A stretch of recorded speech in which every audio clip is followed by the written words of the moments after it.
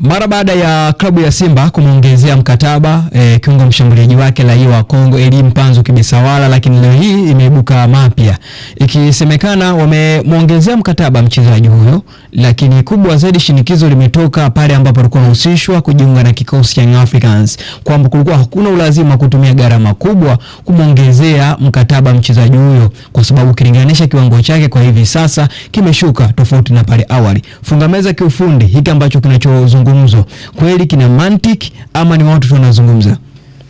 Ukijaribu kuangalia bila kumkosea heshima Elie Mpanzu, ni mchezaji mzuri, na ukiangalia kama utaangalia namna ambavyo amekuwa na mchango mkubwa kwenye msimu uliomalizika, utagundua hiki ambacho nimekuwa nikikizungumza. Lakini kubwa zaidi ni namna ambavyo ameonekana kama kiwango chake kimeshuka, hususan msimu huu 2025 2026.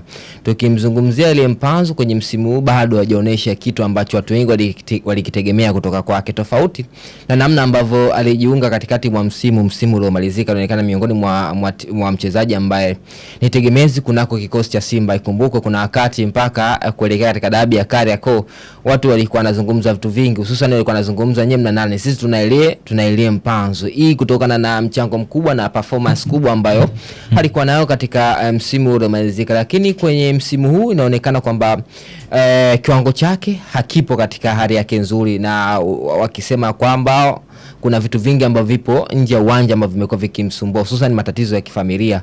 So far of course unaweza kaelewa kwa namna moja ama nyingine, lakini ukijaribu kuangalia amekuwa na huo muendelea tangu mwanzo ulianza msimu, kitu ambacho kimetengeneza wasiwasi mkubwa. Na sio wasiwasi tu, ukijaribu kuangalia miaka miwili ni mingi, na gharama ambayo imetumika pia ni gharama kubwa, bilioni 1 na zaidi. Kwa hiyo utagundua kwamba ni pesa nyingi. Mfano kama Simba wangeamua kuenda sokoni kutafuta wachezaji wa milioni 500 pure quality katika bara hili la Afrika, kama wataenda kutafuta mchezaji wa sign on free wa milioni 500, inamaanisha ni mchezaji mzuri na mkubwa. Tunazungumza hapa hawa kina Aaron Okelo, unaona ndani ya Young Africans hata milioni 500 wanaweza wasifike kwenye milioni 400 hivi, ndio umo kwa maana nusu ya fedha. Kwa hiyo utagundua kwamba ni kiasi kikubwa cha fedha ambacho kimetumika kumbakisha Elie Mpanzu, kitu ambacho watu wadau mbalimbali wameonekana kuweka taswira kwamba huenda wangeenda kutafuta wachezaji wa daraja tofauti kidogo, kwa sababu kwa mwenendo wa Elie Mpanzu bado hakuna uhakika wa asilimia kubwa kama anaweza akarudi katika standard na ubora ambao alikuwa nao katika msimu uliomalizika. Yes. Kiasi ambacho kinachotajwa kimetumika kumbakisha Elie Mpanzu Kibisawala, wengine wakifika mbali wanasema kama bilioni 1 hivi kwa mkataba miaka miwili. Na hiko ambacho tunachokizungumza kwamba Simba hakupaswa kutumia kiasi kikubwa chote cha pesa kwa mchezaji mmoja kama Elie Mpanzu. Kwa level ya performance ya sasa hivi ya Elie Mpanzu, kwangu mimi gharama bilioni 1 ni pesa nyingi sana kwa Elie Mpanzu.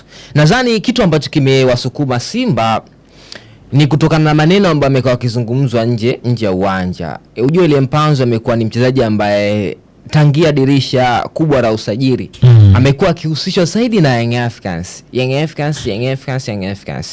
Wenda haya maneno ambayo amekuwa akizungumzwa na mashabiki wa Young Africans, sometimes msemaji wa Young Africans zile chombezo kusema kwamba tuna mchezaji wetu sui namna gani vipi, kuna namna zimetengeneza pressure kubwa katika uongozi na kuamini kwamba kama wao wataweza kumwacha kuna uwezekano mkubwa akaenda kujiunga na watani zao, na kitu ambacho mara nyingi kwa hizi timu mbili, sio Yanga kumwachia mchezaji kwenda Simba wala Simba kumwachia mchezaji kwenda Yanga, ni kitu ambacho kimekuwa kikaumiza sana. Na mara nyingi wachezaji wengi ambao wamekuwa kitoka ni hivi kwa maana ya kunaanza maneno kwamba 1 2 3, mwisho wa siku jambo linatimia kama ilivyokuwa kwa Chama kwamba chama mwisho wa siku akaenda kujiunga na Young Africans, jambo ambalo Simba wenyewe liliwaumiza. Nadhani hii issue ya Elie Mpanzu sababu kubwa ni pressure kubwa ambayo Young Africans wamekuwa kisukuma kunako kikosi cha Simba juu ya kuhitaji huduma ya Elie Mpanzu. Kwa sio official, lakini haya maneno yanaumba, yani kitendo cha kuzungumza tu mashabiki kwamba wanamkubali Elie Mpanzu na ana standard ya kucheza Young Africans, kitu ambacho kimetengeza pressure kubwa na wao waamini kwamba yes Elie Mpanzu kweli kwa kimesha, kama wao wanamtaka na maana huyu ana kitu cha ziada, kitu hiko kipo wapi, tuntumie vipi? Kwa maana wamepata huo moyo wa kuendelea kumbakisha, sio kwa sababu ya ubora ambao yuko nao this time around. kwa sababu ya pressure ambayo inatoka upande wa pili. Ukiangalia level ya performance bado haikupa uhakika kama kwenye miaka hiyo miwili anaweza akatoa kitu bora, japokuwa kusajiliwa kuongezewa mkataba wa miaka miwili akumpi garanti ya Elie Mpanzu kumaliza hiyo miaka miwili. Huenda katikati akazingua wakakubali kuingia hasara kuvunja mkataba na maisha mengine yaendelee. Pia ipo hiyo. Kwa maana kuna nyakati unaweza kusajiliwa mchezaji kama Young Africans wanavyosajiliwa wachezaji wengi, mwisho wa siku akashindwa kumaliza nao, akavunja nao nini mkataba. Pia ipo. Lakini kitu kikubwa ambacho mimi binafsi nakiona kwa maana wamemuongezea mkataba Elie Mpanzu ni kwa sababu ya Young Africans kuogopa kwamba wakimwacha Elie Mpanzu basi atakwenda kujiunga na kikosi cha Young Africans. Kasako Media, tunaangazia maisha, tunaandika kesho.